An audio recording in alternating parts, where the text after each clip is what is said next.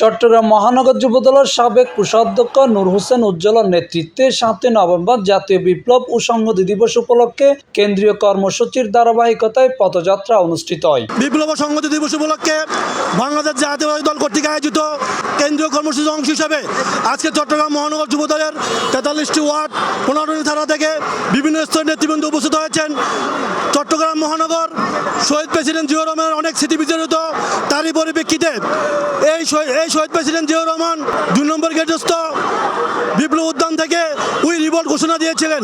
শনিবার নভেম্বর ১৬ তারিখ বিকাল ৩টায় জিইসি কনভেনশন হলত চট্টগ্রাম মহানগর যুবদলের সাবেক কোষাধ্যক্ষ নূর হোসেন উজ্জ্বলের নেতৃত্বে ৭ নভেম্বর জাতীয় বিপ্লব ও সংহতি দিবস উপলক্ষে কেন্দ্রীয় কর্মসূচি উপলক্ষে চট্টগ্রাম মহানগর যুবদলের ১৫ থানা ৪৩ ওয়ার্ডের বিভিন্ন স্তরের যুবদল নেতাকর্মীসকলের সহকারে মিছিল ও র্যালি অনুষ্ঠিত হই। এই শহীদ প্রেসিডেন্ট জিয়াউর রহমান এই চট্টগ্রাম থেকেই স্বাধীনতার ঘোষণা দিয়েছিলেন। এই শহীদ প্রেসিডেন্ট জিয়াউর রহমান ১৯৭১ সালে ঘাতকদের নির্মল গুলির আঘাতে সার্কিট হাউসে প্রাণ হারিয়েছিলেন।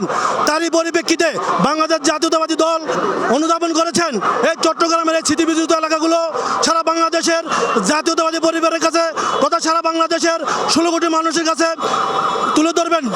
এর জন্য আজকের এই র্যালি আমরা সকলের স্তরের নেতৃবৃন্দ এই র্যালিকে সম্পূর্ণ করব। এই সময় চট্টগ্রাম মহানগর যুবদলের সাবেক কোষাধ্যক্ষ নূর হোসেন উজ্জ্বলের নেতৃত্বে হাজার হাজার নেতাকর্মীসকল লইয়েরে জিসি কনভেনশন হল ২ নম্বর গেট বিপ্লব উদ্যান হইয়েরে হালুরঘাট বেতার কেন্দ্র গিরিয়েরে পথযাত্রা শেষ হয়।